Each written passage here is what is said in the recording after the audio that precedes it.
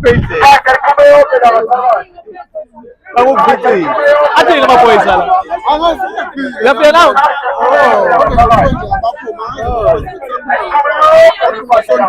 awuthi athi babe nakuphela emntwini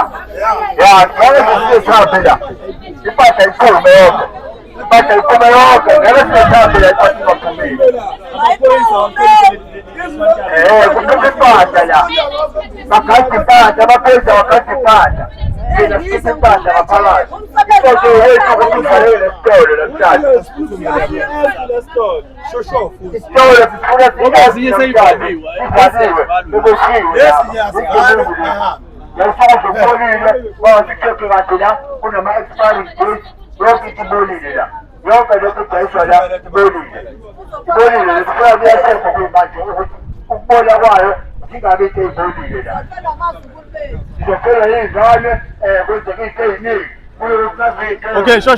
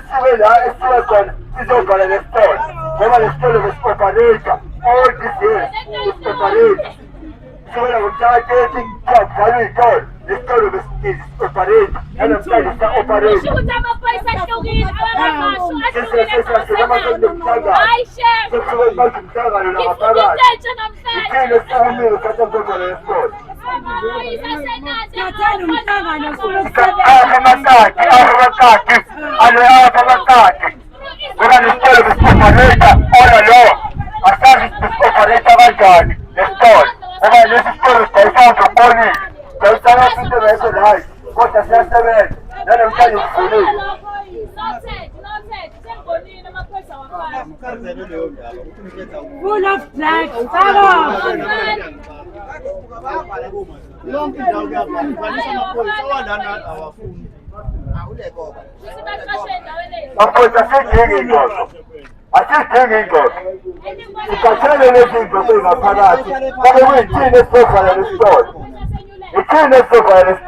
Kodwa kuney'ndodo nje lokhu iqhubeka la ngaphakathi nokuthi ingavaleki nesitolo. Itraki kade phizwe lethu, kodwa itraki namanje ayifikile. Asazi ukuthi inkinga ikephi. Ngoba itraki funa ukuthi sifikile, ipasi isingaphansi. Already ipasi ifike isingaphansi itraki.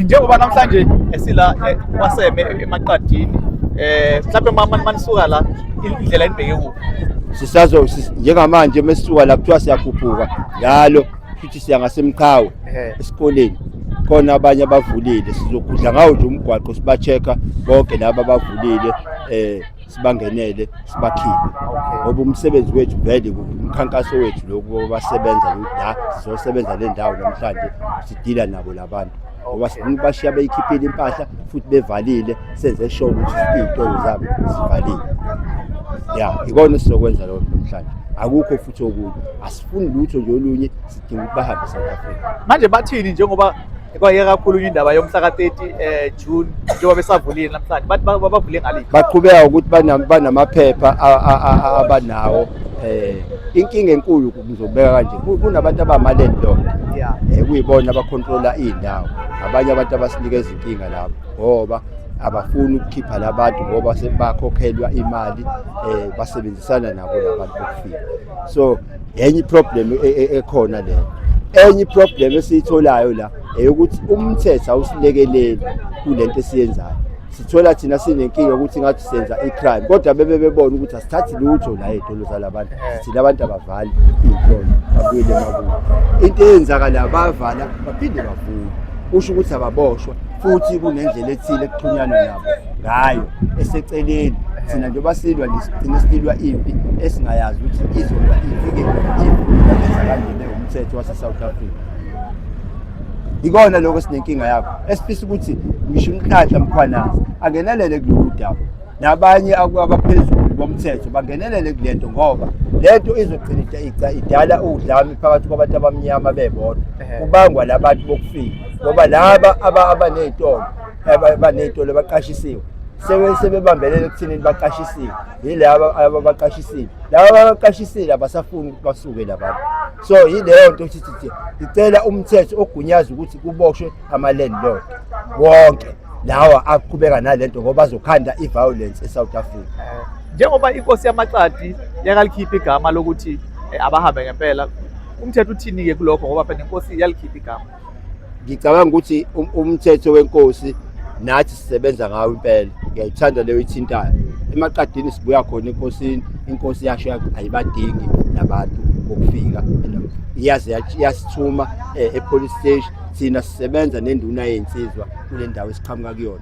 Le ndawo esiqhamuka kuyona njengoba sihamba sisiza la sihamba nayo induna yensizwa. Kwesinye isikhathi-ke njenganamhlanje ayikho kodwa umission on, but sibuya khona emaqadini. Wasivumela inkosi ukuthi asibakhiphe labantu ngoba labantu kungaze kuchitheke igazi. Wacela ukuthi station commander ukuthi u-station commander wamsendela incwadi esaphuma naye enkosini saya kuyena ukuthi sicela ukuthi akhiphe amaphoyisa azokwazi ukuthi agade lento kungaze kuchitheke igazi. So sibuyela kuyena inkosi esemaqadini. Hayi umfowethu konje ubani igama? Mina ngingubhekani wakashana. Siyabonga. Ka 144 ngaplazini. Usibaba ndoda. Okay. Hayi seyikwenza amalembe izone eyodwa le. Into eyodwa nje mfowethu njengoba sisho sithi abantu siyabacetha baphume okuningi babo. Lento akuyona indaba yezitolo kuphela. Labantu bathathe yonke imisebenzi eSouth Africa. Khona bathi ivulekile imisebenzi abazi ivulwa yini leyo misebenzi, ivulwa yilento esiyenzayo le operation.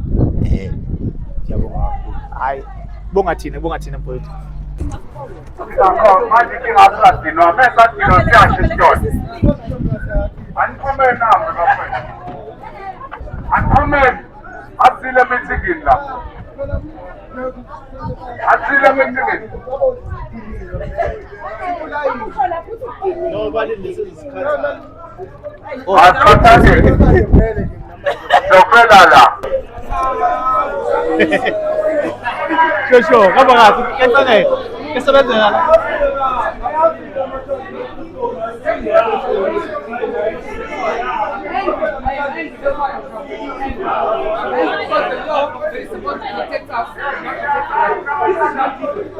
To let them Mike. No, we can't give them by 30 June. Yes. No. It was for everyone who is illegal. Yeah, but they're not illegal in the country. Sorry? These people are not illegal in the country. They are illegal. Yes. They don't have, Some of them they do, some of them they don't have. Yes,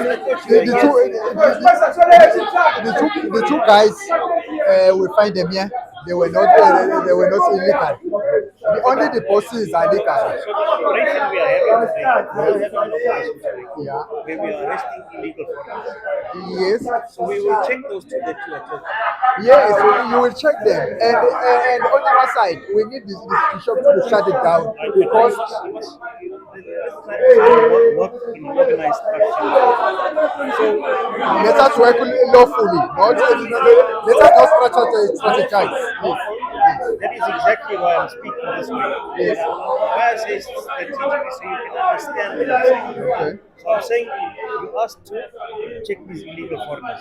We will check those people who are illegal. Yes. That's number one. Number two, if they are legal, then I'm saying they are complying or they are agreeing to your demands. But they're asking to have some time to phone somebody and talk to whoever and then they will move. But now they're supposed to be have it will take them too much time now. The truck is supposed to be here if But you must remember, how long are we standing and talking here? close to an hour now. Yes. So the sooner we But- get everybody out, But before an hour, there was an hour before what we were here. they wait for us to come and solve it. We are here now.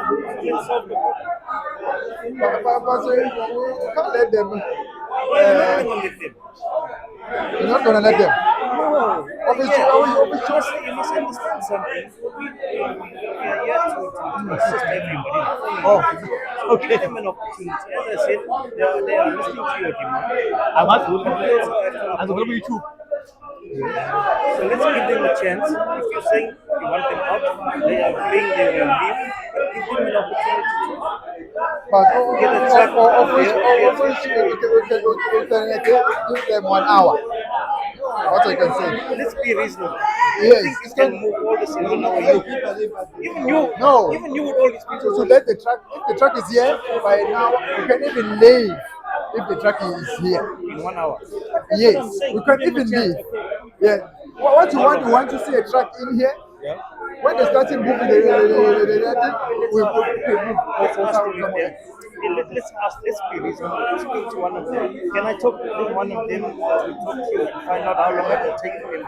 No, maybe the first person you can talk is you as a policeman. Do you want to hear what he is saying?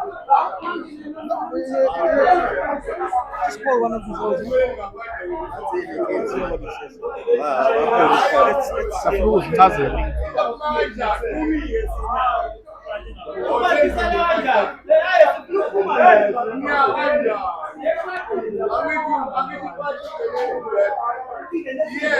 Hayasimonge mafuta. Niko nichemba watu. Oh, now, okay. Oh.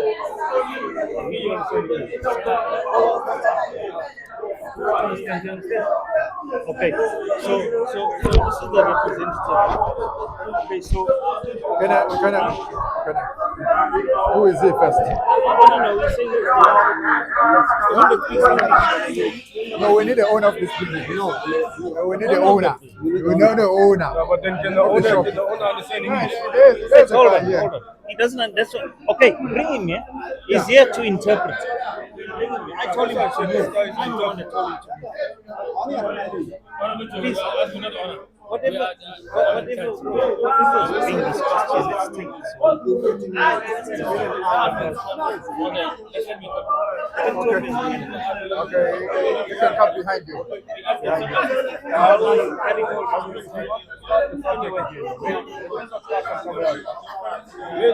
This guy is understanding. Now, they're saying that they're going to give you a chance to bring the truck. How long can it take you to get the truck? We must talk now because he wants to. They want to do some pieces. How long can you get a truck? Yeah. How long? That's what you're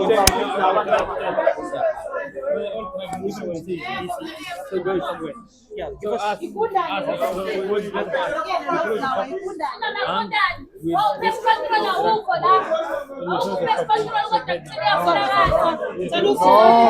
No.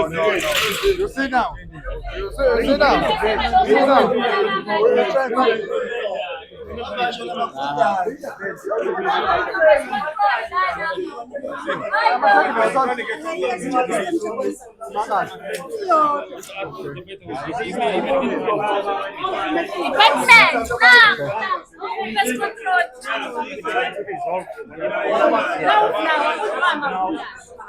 they are saying they're giving you 1 hour, you're saying you need 1 day. How do you come to some agreement? Because I can't be involved in your Because you see us.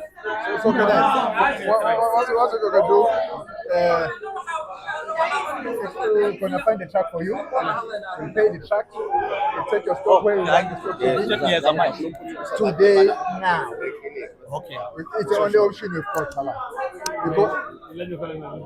yes, the track will go on the side, so it's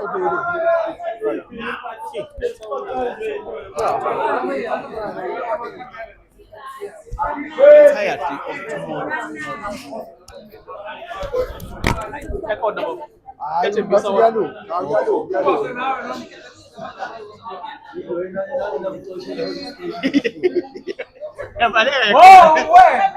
Okay.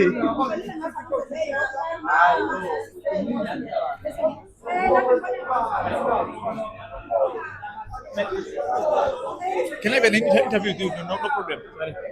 Can I interview you? You don't have a problem. Not now, please. Sorry? Not now. We will later. Yeah, please.